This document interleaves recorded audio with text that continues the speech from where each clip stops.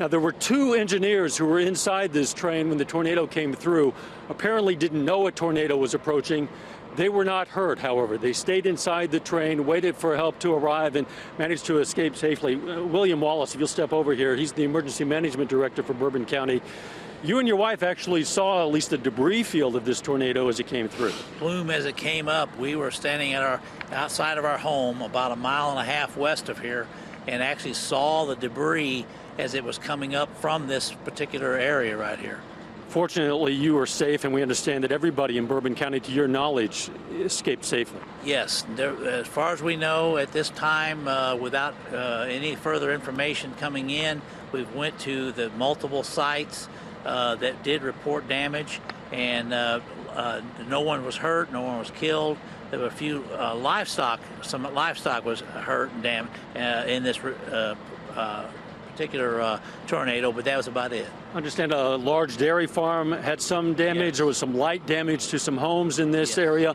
As far as this train is concerned, no chemicals or anything of that sort that would present any sort of environmental hazard. No, at this point in time, just some few cars were derailed, but the Burlington Northern San Francisco is taking it under control, and they're bringing in heavy equipment to set them back on the tracks, and they're going to pull the grain towers out, and they'll be all good. Okay, hopefully that'll happen soon. Thanks. Yes. William Wallace, Thank Emergency you. Management Director. For now, as he said, we're waiting for the heavy equipment to come in. In the meantime, Soldier Road and Wagon Road are closed in this area, might remain closed for the indefinite future, at least until they can get this mess cleared out of here and everything will be a bit safer after that. This is Dow Quick reporting near Fort Scott, Kansas. Early this morning, Joplin police officers responded to multiple calls about gunshots at the home behind me here at 1616 West 4th Street. Officers have determined that a home invasion took place here. APD arrived on scene just after 5 a.m. to find one of the suspects dead from a gunshot wound. Captain Bob Higginbotham says the department is searching for multiple other suspects who left the scene, and it is on the lookout for a black SUV that left the area shortly after the incident. Earlier this morning at 4:30, JPD responded to another home invasion at 407 South St. Charles Avenue. The homeowner declined to comment on camera, but she told us the suspects entered her home, realized they broke into the wrong residence, and quickly left. No one was injured. Captain Higginbotham says JPD cannot verify the 2 invasions are connected at this time.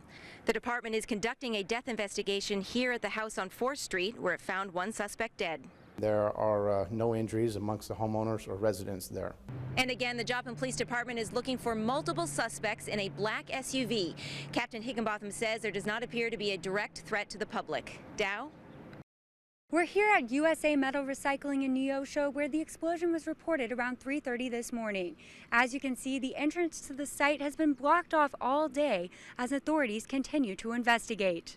Officials say 2 men were the only people on site when the explosion occurred. 20-year-old Cody Briscoe of Granby was found dead upon arrival, and 23-year-old Tyler Spencer, also of Granby, was transported to the hospital, reportedly in stable condition. Officials say Briscoe and Spencer were handling empty aluminum shell casings when they discovered an explosive device, which they were examining when it detonated. Discovering the cause took some time. Anytime you have either an explosion or fire, your crime scene or your scene can be jeopardized just because of the amount of damage. So it takes some time to sift through everything and make sure you cover all your bases. Officials say there is minimal damage to the structure, which is not accessible due to being on private property. There's no immediate threat to anybody outside this perimeter area.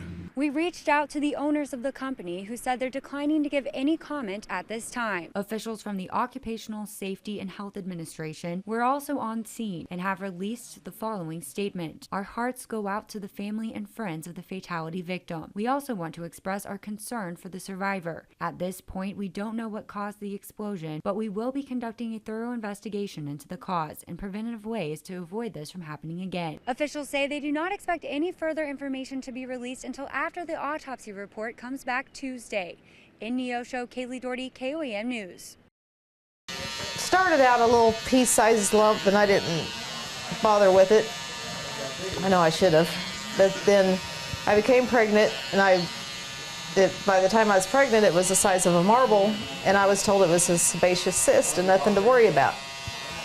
And they couldn't do anything about it anyway until after I had the baby. By that time, it grew to massive size, and it was stage 4 breast cancer. I hesitated at first, but I knew I was going to shave my head with her. Yeah. So I didn't want her to do it alone.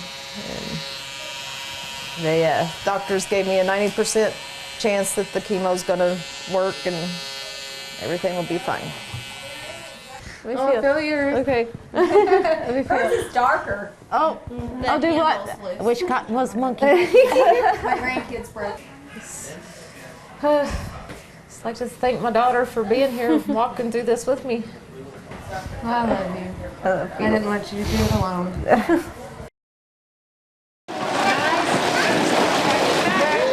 As a YMCA, we have the capabilities to be able to prevent drownings from happening in the future just by giving kids an experience and an opportunity that they may not otherwise have. All right, don't give up. You're doing great. Keep it up. In this program, we have learned how to tread water and if you get tipped over in a boat, how to, if you lean on your life jacket and stay up. It's just awesome.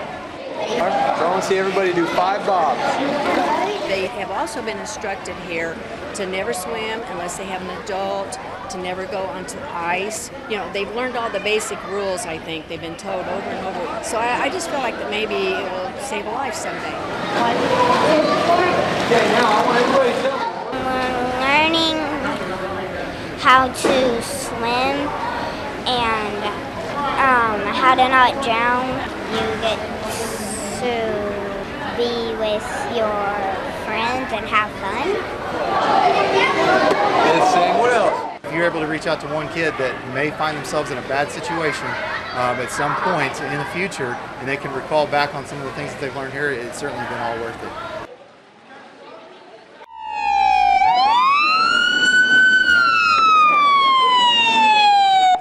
We do these to hopefully teach the kids not to drink and drive, show them the dangers of what could happen, what we face every time there is a drunk driver that makes the choice to drive. Well, with today's video games and movies out, kids have become kind of desensitized to stuff like this. So it's better for them to see it in real life and not just a movie or a video. It becomes real then when they see people they know involved in these accidents, people they're going to encounter here in town. Yeah, to see your friends with blood on them, it kind of sinks in pretty good. Don't drink and drive. Just one drink could cause a lot of damage and could kill your friends. Hopefully this will discourage at least one kid to keep from drinking and driving, we hope. We get to come out and showcase what we do, show them what we know, and hopefully save a life here today.